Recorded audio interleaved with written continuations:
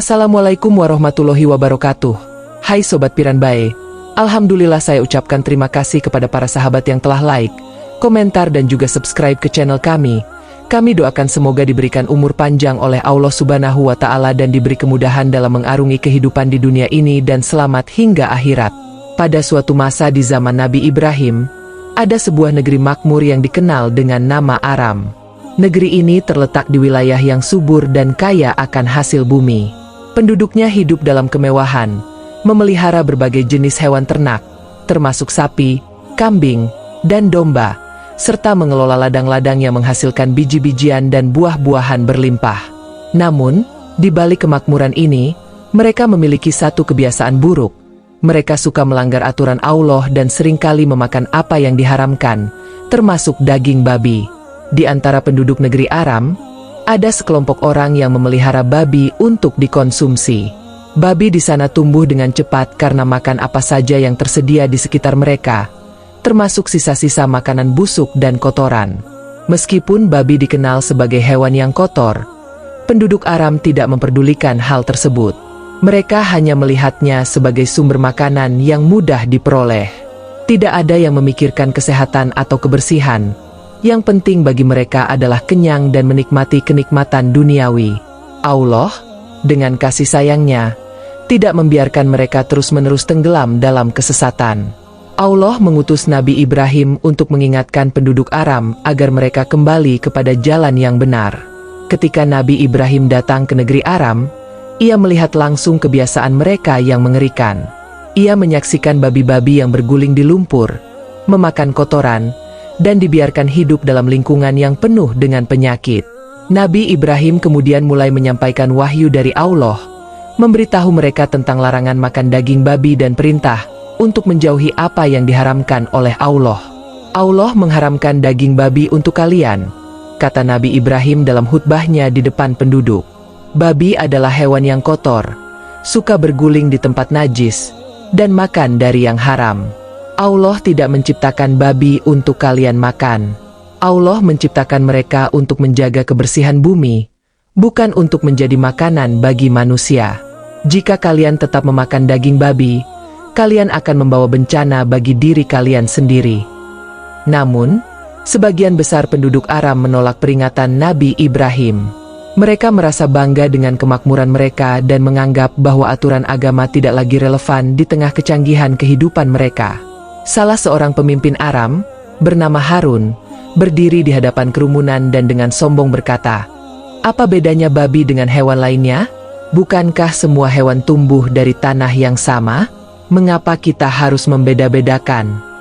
Harun dan pengikutnya tetap melanjutkan kebiasaan mereka, bahkan memperolok ajaran Nabi Ibrahim. Mereka sering mengadakan pesta besar-besaran, menyembelih babi dan memakan dagingnya di depan umum seolah-olah menantang peringatan Nabi. Mereka yakin bahwa tidak ada yang salah dengan perbuatan mereka, dan hidup mereka tetap baik-baik saja. Nabi Ibrahim, meskipun sedih melihat sikap mereka, tetap berusaha sabar dan terus berdoa agar Allah memberikan hidayah kepada mereka. Hari demi hari berlalu, dan Nabi Ibrahim terus berdakwah. Ia mendatangi rumah-rumah, bertemu dengan penduduk satu persatu, mencoba menjelaskan dengan penuh kasih sayang dan kebijaksanaan tentang bahaya memakan daging babi. Nabi Ibrahim juga mengingatkan mereka bahwa larangan ini bukan hanya tentang ketaatan kepada Allah, tetapi juga demi kesehatan mereka sendiri. Ia menjelaskan bahwa babi bisa membawa banyak penyakit, seperti cacing pita dan trichinosis, yang bisa membahayakan tubuh manusia. Namun, semakin keras Nabi Ibrahim berdakwah, semakin keras pula penolakan yang ia terima. Sebagian dari mereka bahkan mulai menghindar dari Nabi Ibrahim, tidak ingin mendengar ajakannya lagi. Mereka merasa nyaman dengan gaya hidup mereka yang penuh dosa, dan peringatan dari seorang nabi hanyalah gangguan bagi mereka. Allah, yang Maha Pengasih dan Maha Penyayang, memberi mereka banyak kesempatan untuk bertaubat. Namun, ketika pembangkangan mereka semakin menjadi-jadi, Allah akhirnya menurunkan azab kepada penduduk Aram. Suatu pagi yang cerah, ketika penduduk Aram baru saja bangun dari tidur mereka, wabah penyakit misterius tiba-tiba menyebar dengan cepat. Banyak dari mereka yang mulai mengalami demam tinggi, muntah-muntah, dan rasa sakit yang luar biasa di perut mereka. Dokter-dokter lokal tidak mampu menjelaskan penyebab penyakit ini, dan tidak ada obat yang bisa menyembuhkannya. Orang-orang yang paling parah terkena dampaknya adalah mereka yang sering memakan daging babi. Tubuh mereka mulai membengkak, kulit mereka memerah, dan beberapa dari mereka bahkan meninggal dalam waktu singkat. Panik dan ketakutan menyebar di seluruh negeri. Penduduk yang awalnya sombong dan angkuh kini mulai merasa cemas dan bertanya-tanya, apakah ini adalah azab dari Allah yang diperingatkan oleh Nabi Ibrahim? Harun, yang selama ini menjadi pemimpin dari kaum pembangkang, juga jatuh sakit. Ia yang sebelumnya sangat sombong dan menolak peringatan, kini terbaring lemah di tempat tidurnya, tidak mampu bergerak. Dalam kondisinya yang sekarat, Harun menyadari bahwa ini adalah akibat dari perbuatannya sendiri.